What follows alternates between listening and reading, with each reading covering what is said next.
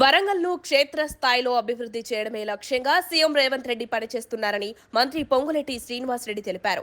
నగరంలో textile park, Bhadrakali tank bund, under ground drainage అభివృద్ధి కోసం కాంగ్రెస్ ప్రభుత్వం నిధులు కేటాయించినట్లు ఓరుగల్లు జిల్లా ఇన్ఛార్జ్ మంత్రి పొంగులేటి శ్రీనివాసరెడ్డి వెల్లడించారు. వరంగల్ రీజియన్ కు తెలంగాణ ఆర్టీసీ కేటాయించిన 112 ఎలక్ట్రిక్ బస్సులకు గాను 50 బస్సులను మంత్రులు పొంగులేటి, కొండా సురేఖ, పొన్నం ప్రభాకర్ ప్రారంభించారు. హనుమకొండ బాలసముద్రం హయగ్రీవాచారి గ్రౌండ్లో భారీ బహిరంగ సభ ఏర్పాటు చేసి బస్సులను ప్రారంభించారు. త్వరలో మరో 25 బస్సులను, మిగతా వాటిని ఆ తర్వాత ప్రారంభిస్తామని పొంగులేటి తెలిపారు. అనంతరం హనుమకొండ కలెక్టరేట్లో అధికారులతో నిర్వహించిన సమీక్షా సమావేశంలో పాల్గొన్నారు. ఈ సందర్భంగా మంత్రి పొంగులేటి మాట్లాడుతూ, పర్యావరణానికి హాని కలగకుండా తెలంగాణ ఆర్టీసీని అప్డేట్ చేస్తున్నాం. అందులో భాగంగానే ఎలక్ట్రికల్ బస్సులను అందుబాటులోకి తెస్తున్నాం. హైదరాబాద్ కు ఏ టెక్నాలజీ వచ్చినా వెంటనే దాన్ని వరంగల్ కు తీసుకువస్తున్నాం. ఉమ్మడి ఆంధ్రప్రదేశ్లో 25 లక్షల ఇందిరమ్మ ఇల్లు ఇచ్చాం. 4.5 లక్షల ఇళ్లను ఇప్పుడు మొదటి విడతలో ఇస్తాం. రాబోయే 4 ఏళ్లలో 20 లక్షల ఇల్లు కట్టించి ఇస్తామన్నారు.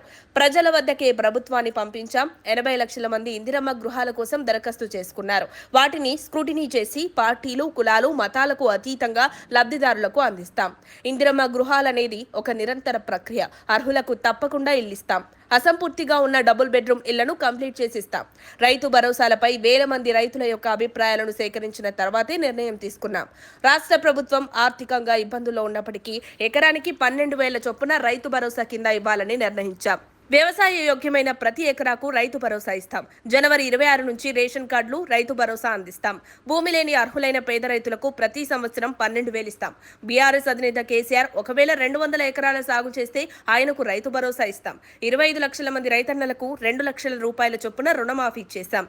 సన్నవడ్లు పండించిన రైతన్నలకు 500 బోనస్ ఇచ్చాం. గత ప్రభుత్వం 5 ఏళ్లలో మర్చిపోయిన రేషన్ కార్డులను మేము త్వరలో ఇవ్వబోతున్నాం. తెలంగాణ ప్రజలు ఇందిరమ్మ రాజ్యంలో ఏం కోరుకున్నారో అవన్నీ నెరవేరుతాయి. పేదవాడి సొమ్ము విదేశాలకు పంపించిన అక్రమార్కుడిపై చట్ట ప్రకారం కేసులు పెడితే ప్రతిపక్షాలు రౌడీలా విరుచుకుపడుతున్నాయి. కేటీఆర్ ఒక రౌడీలా ప్రవర్తిస్తున్నారు. ప్రతిపక్షాల చిల్లర మాటలకు మా అభివృద్ధి సమాధానం చెప్తుందన్నారు మంత్రి పొంగులేటి శ్రీనివాసరెడ్డి. మరిన్ని అప్డేట్స్ కోసం మా కాయ్ టీవీని సబ్స్క్రైబ్ చేసుకోండి. మా వీడియో కనుక మీకు నచ్చినట్లయితే లైక్ చేయండి, షేర్ చేయండి. మీ విలువైన అభిప్రాయాలను కామెంట్ బాక్స్లో తెలియజేయండి.